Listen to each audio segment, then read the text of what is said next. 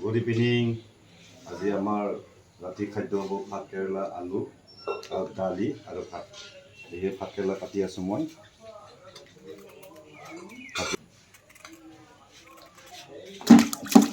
এতিয়া মই ভাত কেৰেলা চব্জি কাটি আছোঁ ৰাতিৰ কাৰণে। ভাত কেৰেলা চব্জি, দালিটো মোৰ হ'ল, দালি বনোৱা হ'ল। ভাতৰ পানী বহাইছোঁ ভাত বহাবৰ কাৰণে। এই পানীটো উতলোৱা দিছোঁ পানী আগতে। এই পানী গৰম হ'ল, চাউলটো দিলোঁ।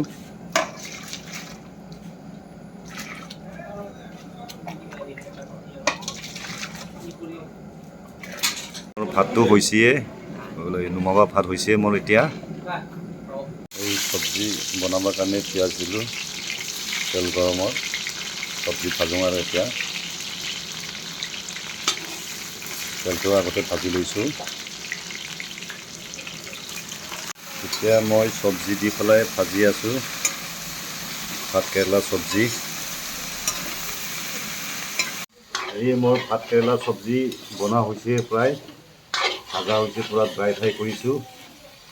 বনোৱা কিন্তু বহুত ধুনীয়া হৈছে দেই। আজি খাই কিন্তু ভাল লাগিব ভাত কেৰেলা চব্জি।